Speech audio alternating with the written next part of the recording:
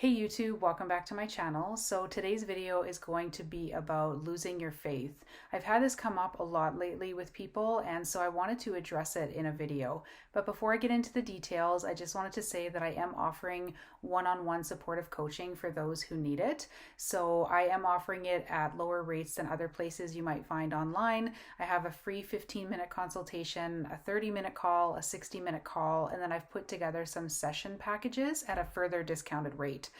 So I will put the link to my online booking calendar in the description of this video. I will also list my website if you're interested in learning more about my story. I also have my sessions listed on there and you can book through that as well. If you have a single question that you want to ask me, I will put my email address in the description of this video. Please just limit it to one single question, as I'm finding that I just don't have time anymore to answer lengthy emails.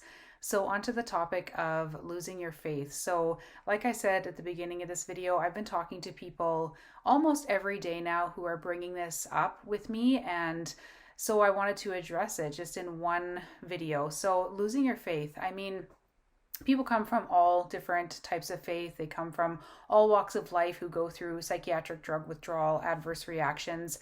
But I have noticed that a lot of people going through this come from some type of faith, whether it's a Christian faith or something else. And they're finding that through going through this horrendously horrible, worst thing in their lives ordeal, they're losing their faith. And I did make a video that I posted yesterday about the 5 stages of grief that Elizabeth Kubler-Ross has outlined that people typically go through when they're dealing with the death of a loved one. But I really think it's applicable in this situation because so many people are saying, I miss me, I miss the old me, I miss my old life. And so I feel like those 5 stages of grief are applicable. That's why I made a video about it. And one of those stages of grief, so particularly the third one, is bargaining. And this is where I find that a lot of people are bargaining with God. I know I went through that where it's like, come on, God, like if you could just hear me, if you could just answer my prayer, if you could just give me some type of sign that I'm going to get better, if you could just heal me, since you're supposed to be a healer,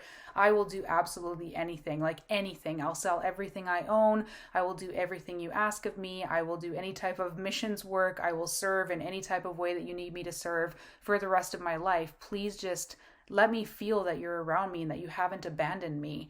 And then I notice, in my own experience and from what people tell me, they're like, he doesn't seem to be anywhere. Like I'm calling out to him. I've been suffering for so long and so severely. And where is God in all of this? Like I spent my whole life or part of my life or my adult years, being a person of faith, going to church every Sunday, praying, reading my Bible or whatever religion they practice.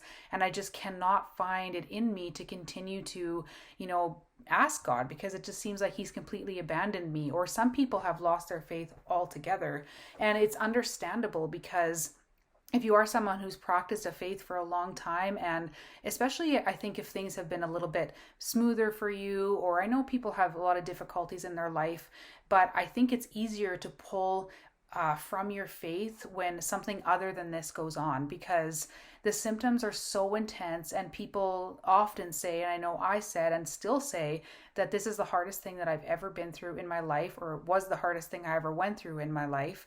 And so it's natural to feel like you're abandoned. It's hard to keep your faith. And I'm not convinced that these drugs, whatever they do to the brain, almost block some type of portal. I don't even like the word portal, but it's almost like they block the connection between ourselves and God. And sometimes this happens for people on the drug where they just feel completely detached, or they can't access that connection or that part of their brain where they felt like faith was.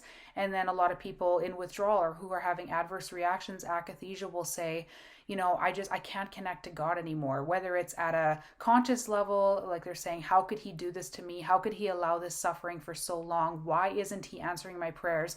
I went and had deliverance done. I went and had an exorcism done and it made no difference. So has my whole faith, my whole life been a lie? Or like, what is going on here? And so I do think that that's a natural response, but also I am wondering if these drugs like change. I don't know. I don't know if there's like a faith gene. I don't know if there's a certain part of your brain or where your soul is located. I don't know. I feel like I'm maybe just grasping at straws here for what I'm trying to say, but it does seem that there's some type of blocking of connection. And like I said before, I've heard of this happening when people start antidepressants, or they've seen it in their loved ones who start antidepressants, or when you come off them, it's like you just cannot connect anymore. At a conscious level, you're like, he's abandoned me. And even at a sort of subconscious level, you're like, I just can't feel that connection that I used to feel. I can't feel God's presence. I can't see any evidence of him. And so I wanted to address that in this video because I am seeing it be a very common theme, and I went through all of that myself. Actually, not even just the bargaining stage of the 5 stages of grief do people have these issues or whatever with their faith, but also in the anger stage. So the anger can be really widespread. I talked about this in my grief video. So it can be anger at your doctors, big pharma, your family members, yourself, and God. Like, God is a big one that's included in that anger part. So I just wanted to acknowledge that. So if that's something that you're experiencing, you're definitely not alone. For me, I actually went to church for the first time. Today is Wednesday, 3 days ago on Sunday, for the first time in 10 years. So for me, that faith part is starting to come back. It's slow, and it's like, I'm still cautious, because as I was sitting in the service and everybody was praying, I had my daughter with me, so I was a little bit distracted, but I was like, oh, this is still hard. Like, I still feel that pang of, where were you those 5 years, or 4.5 years where I was really, really, really suffering? Like, where were you? I deserve answers, but then there's also, it's almost like a part of my brain has opened back up to, this used to be a big part of my life. I want to reconnect with that because I finally feel like my old self again, but yet a better version, because I've come through, the flames, and I have this different perspective on life now. So I want to say, like, that is a normal part of this process. It's a normal part of the grief process, but it won't necessarily always be that way. Obviously, I don't have the answers. I don't know where God is in this. I don't know why he allows this to happen. Obviously, not everyone believes in God, and that's fine. I mean, to each their own. But for the people who have addressed this with me and have brought it up with me, I wanted to acknowledge that I had that same experience. And even now, it's hard, although it's opening back up again, and I am starting to find that connection. It's slow and it's painful because I don't have answers. I never did have answers, and I still don't have them. So this is just more of an acknowledgement that you're not alone in that. And if you want to chat about that, I mean, I'm open to all types of discussions.